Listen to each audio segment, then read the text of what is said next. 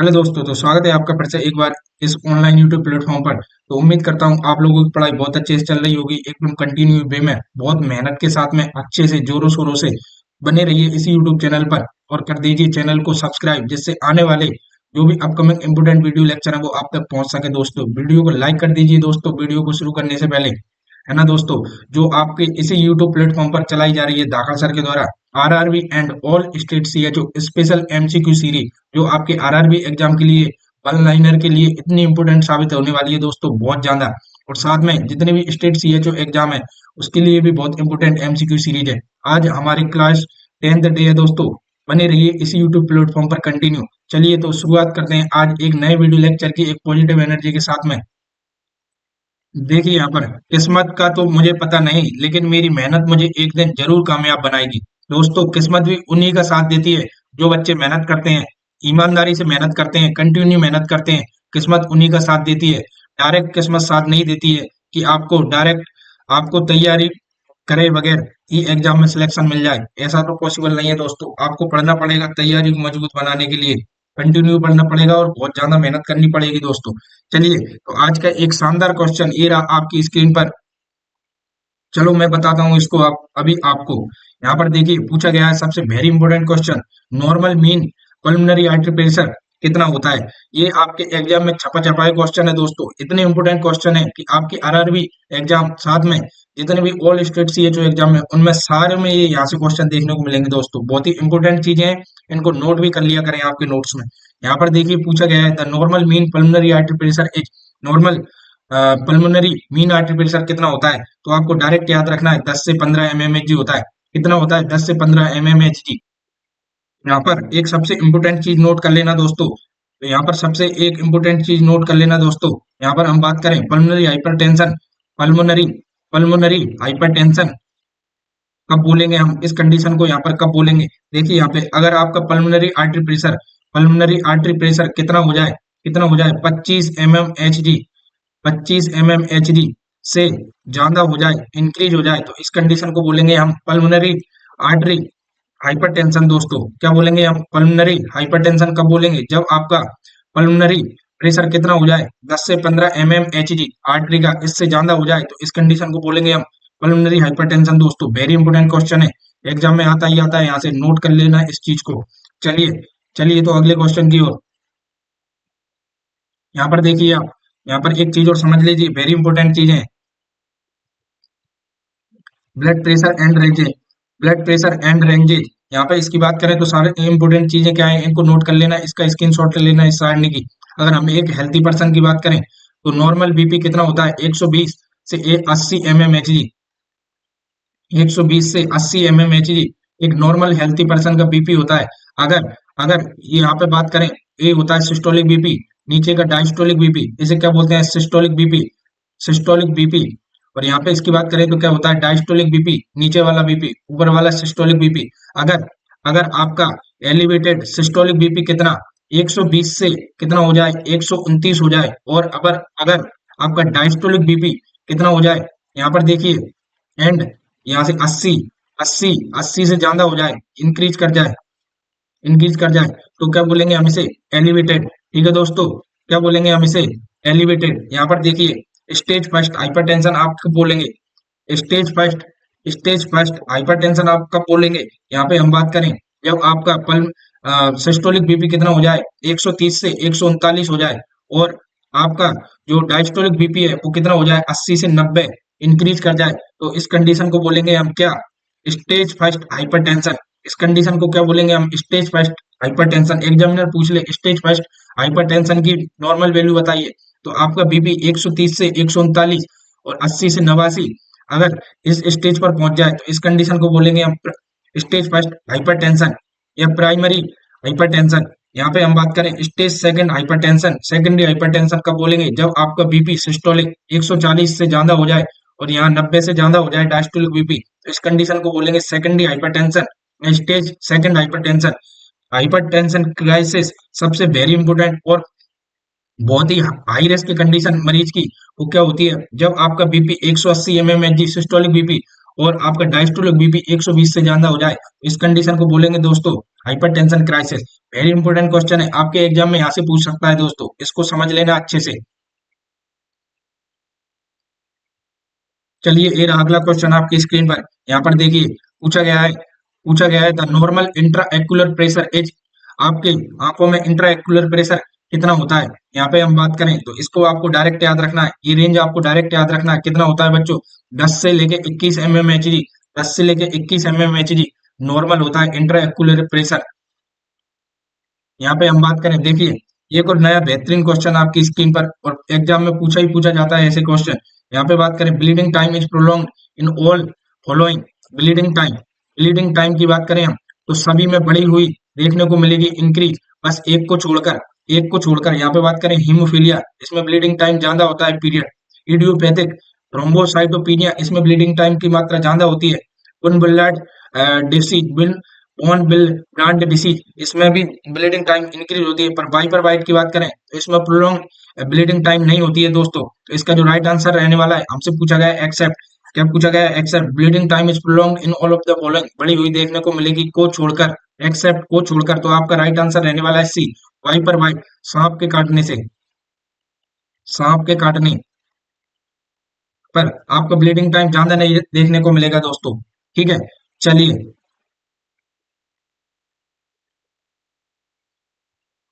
अगला very important question ये रहा आपकी स्क्रीन पर। यहाँ पर पूछा गया है आपसे, क्या पूछा गया है, which blood group universal recipient, कौन से ब्लड ग्रुप को यूनिवर्सल रेसिपिएंट बोलते हैं। मैंने आपको ब्लड ग्रुप सिस्टम में समझाया था, ये भी ब्लड ग्रुप को यूनिवर्सल रेसिपिएंट बोलते हैं, ओ नेगेटिव को यूनिवर्सल डोनर बोलते हैं, यूनिवर्सल यूनिवर्सल डोनर बोलते हैं। ये दो इंपॉर्टेंट क्वेश्चन आपके एग्जाम में आते जाते हैं। ए बी ब्लड ग्रुप तो आपका यूनिवर्सल रेसिपिएंट है, ये किसी से भी ब्लड ले सकते हैं। और ओ नेगेटिव ये क्या करते हैं, किसी को भी ब्लड दे सकते हैं, यूनिवर्सल डोनर है। और ओ नेगेटिव सिर्फ ओ नेगेटिव ब्लड ग्रुप सिर्फ ओ नेगेटिव ब्लड ग्रुप वाले ब्लड ग्रुप से ही ले सकता है। ये वेरी इंपॉर्टेंट क्वेश्चन है, ये रेयर ब्लड ग्रुप है, रेयर ब्लड ग्रुप है, ओ नेगेटिव ब्लड ही ओ नेगेटिव ब्लड ग्रुप वाले से ले सकता है दोस्तों। वेरी इंपॉर्टेंट, आपको ये चीज याद रखनी है और नोट करके रखनी है आपकी नोटबुक में। चलिए एक बेहतरीन नए और अगले क्वेश्चन की ओर। यहाँ पर पूछा गया है, देखिए अगला क्वेश्चन ये रहा आपकी स्क्रीन पर। यहाँ पर पूछा गया है what is the action of पेरा पेरा hormone in human body, parathormone in human human body, parathyroid hormone, parathormone का दूसरा नाम पैराथायरॉयड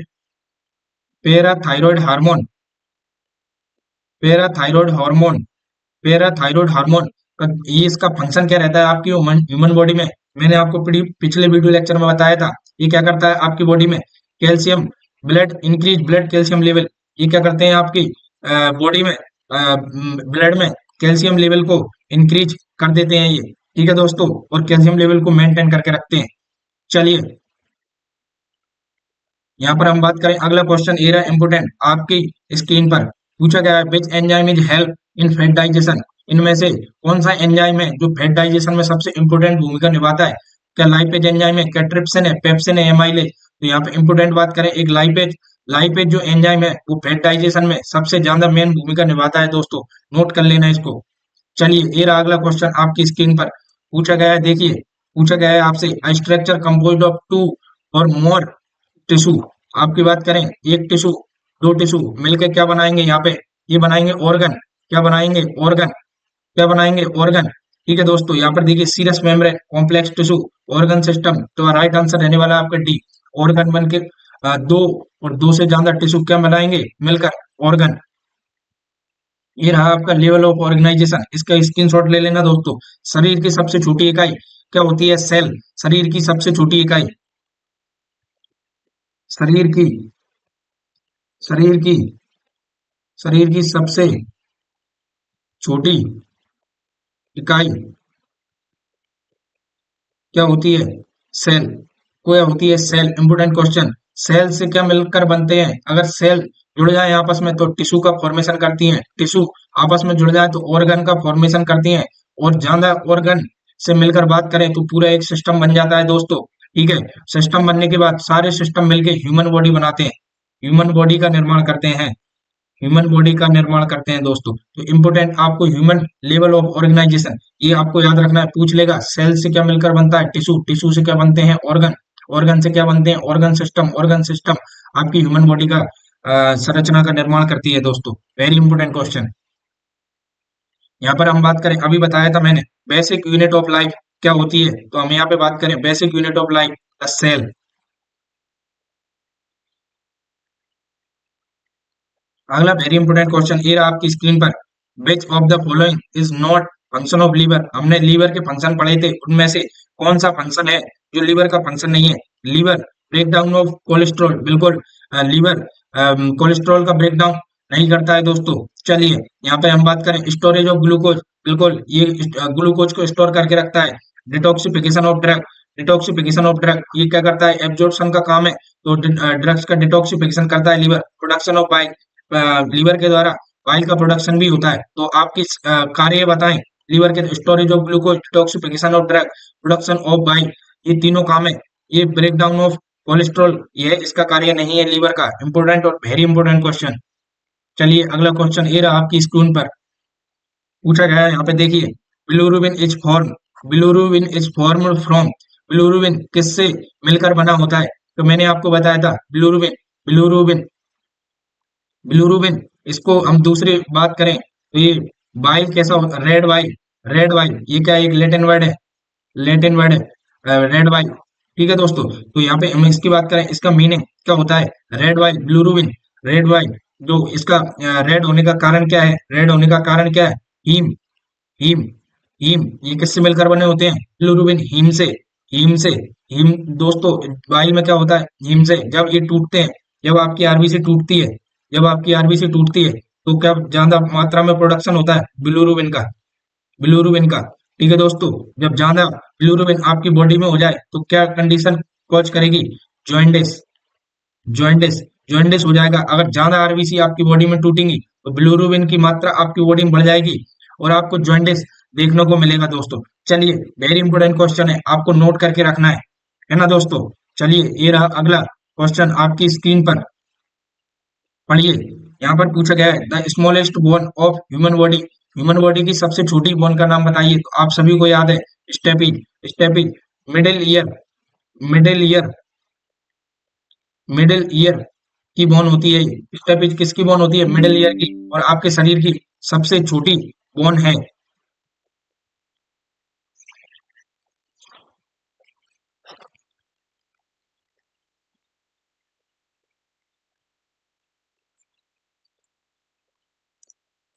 चलिए अगले क्वेश्चन की ओर। ये रहा आज का एक और नया बेहतरीन क्वेश्चन पूछा गया है हमसे, fault in male, fault in male that may cause infertility. Infertility की बात करें तो आप फर्टिलिटी, फर्टिलिटी,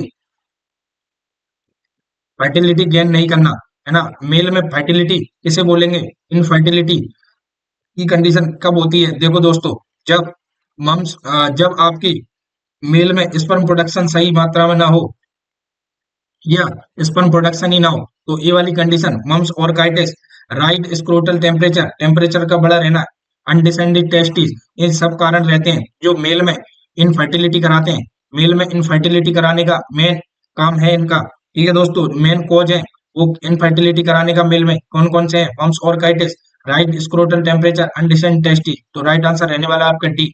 ये सारे मेन कॉज हैं जो आपके मेल में इनफर्टिलिटी का कारण है। चलिए ये रहा अगला क्वेश्चन, फादर ऑफ जेनेटिक्स किसे बोलते हैं।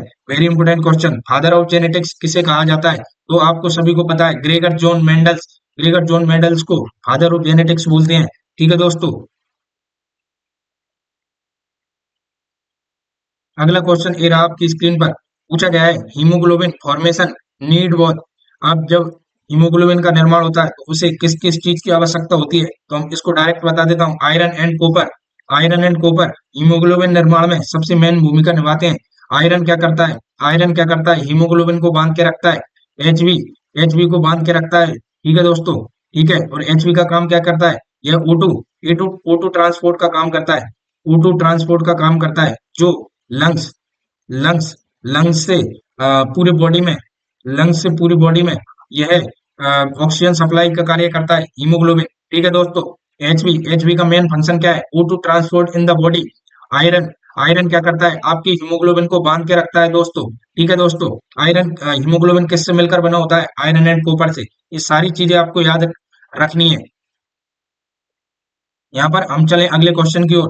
पूछा गया है हमसे अगला क्वेश्चन क्या पूछा गया है यहाँ पे देखिए, और इम्पोर्टेंट क्वेश्चन देखिए यहाँ पे important question, which cranial nerve has the highest highest number of the branches. कौन सी क्रेनियल नर्व है जिसकी हाईएस्ट नंबर ऑफ ब्रांचेज होती हैं? तो क्या फेशियल नर्व की होती है? Trigeminal nerve, vagus nerve. यहाँ पे बात करें नन ऑफ द, तो राइट आंसर रहने वाला है आपका वेगस नर्व। इसकी हाईएस्ट क्रेनियल नर्व होती है दोस्तों। क्या होती है? हाईएस्ट नंबर ऑफ ब्रांचेज निकली रहती है यहाँ पे, इसकी वेगस नर्व की, यहाँ पे बहुत ज्यादा मात्रा में। ठीक है। इसकी बात करें तो यह 10th क्रेनियल नर्व होती है। 10th क्रेनियल नर्व होती है। इसके फंक्शन की बात करें तो बहुत सेंसरी सेंसरी सेंसरी और मोटर दोनों फंक्शन होते हैं इसके। ठीक है दोस्तों। इस सेंसरी फंक्शन भी मेंटेन करके रखती है और मोटर फंक्शन भी कंट्रोल करके रखती है। 10th क्रेनियल नर्व है आपकी बॉडी की क्रेनियल नर्व। चलिए, ये रहा इसका डायग्राम देखिए यहाँ पे आपकी बॉडी में। ठीक है। क्रेनियल नर्व कितनी होती है? तो हम यहाँ पे बात करें तो आपकी ये 1, 2, 3, 4, 5, 6, 7, 8, 9, ठीक है, 10, 11 और 12। ठीक है। तो आपकी टोटल क्रेनियल नर्व कितनी होती है नंबर में? 12। 12 क्रेनियल नर्व, 12 क्रेनियल नर्व आपकी बॉडी में होती है। नंबर्स में पूछ ले तो आपको याद रखना है 12, और इनके नंबर याद रखने हैं। कौन सी नर्व को? फोर्थ नंबर की नर्व को क्या बोलते हैं? Trochlear nerve. थर्ड नंबर को अक्यूलोमीटर, सेकंड नंबर को ऑप्टिक, फर्स्ट को ऑल्फैक्टरी। ऐसे एग्जामिनर आपसे नंबर मार्क कर देगा और पूछेगा कि कौन सी नर्व को कौन से नंबर की नर्व को हम किस नाम से जानते हैं। तो आपको ये सारी चीजें याद रखनी है दोस्तों। और कौन से नर्व का क्या फंक्शन है, ये देखिए, इसका स्क्रीनशॉट ले लेना आप। इसका स्क्रीनशॉट ले लेना आप या नोटबुक में नोट कर लेना। यहाँ पे हम बात करें all factory nerve, examiner question पूछेगा ऑल फैक्ट्री नर्व का काम क्या है? ये है स्मेल। स्मेल का कार्य कौन करती है? Main all factory nerve. Optic nerve का पूछ ले तो ये इसका मेन कार्य क्या है? विजन। विजन देखने का कार्य है। यहाँ पे बात करें एक्कुलोमोटर की तो ये क्या करती है? आई मूवमेंट कराती है, साथ में ब्लिंकिंग। आपकी आई ब्लिंकिंग के लिए मेन जिम्मेदार है। ट्राइजेमिनल नर्व की बात करें तो ये क्या करती है? Facial sensation. फेशियल सेंसेशन साथ में जो मूवमेंट और टेस्ट का पता कौन करती है? ट्राइजेमिनल नर्व की ये कार्य है। ट्रोक्लियर नर्व का क्या काम है? Up and down, back and fourth eye movement. Up and down and back and fourth eye movement का कार्य किसका है? ट्रोक्लियर नर्व का। यहाँ पे हम बात करें एब्डुसेंट, ये क्या कराती है? ये भी आई मूवमेंट कराती है। साथ में ऑडिटरी वेस्टिबुलर नर्व का क्या कार्य है? यह हियरिंग एंड बैलेंस बनाए रखती है। Very important question, very important question. यहाँ पे ऑडिटरी एंड वेस्टिबुलर नर्व का क्या काम है? यह हियरिंग और बैलेंस बना के रखती है आपकी बॉडी में। फेशियल नर्व का क्या काम है? ये expression and sense of taste, इसका मेन इंपोर्टेंट रोल है, कार्य है। हाइपोग्लोसियल, इसका क्या काम है? टंग मूवमेंट में हाइपोग्लोसियल नर्व का मेन इंपोर्टेंट है। यहाँ पे बात करें ग्लोसोफेरिंजियल नर्व, ये क्या कराती है? टेस्ट एंड swallowing में सबसे इंपोर्टेंट कार्य है इसका। Accessory neck and shoulder movement में इसका सबसे इंपोर्टेंट कार्य है। वेगस नर्व की बात करें तो ये क्या करती है? हार्ट रेट एंड डाइजेशन, इसको मेंटेन करके रखती है। ये इंपोर्टेंट क्वेश्चन है आपकी इस क्रेनियल नर्व के फंक्शनों में। तो आपको ये सारे क्रेनियल नर्व के सारे फंक्शन याद रखने, एग्जामिनर यहाँ से क्वेश्चन पूछता ही पूछता है। चलिए चलिए, तो अगले क्वेश्चन की ओर चलते हैं। यहाँ पर देखिए अगला क्वेश्चन ये रहा आपकी स्क्रीन पर। अगला क्वेश्चन ये रहा आपकी स्क्रीन पर पूछा गया है। गैलो गैलोस्ट्रेक्शन इज यूज्ड फॉर, किस लिए यूज होता है ये?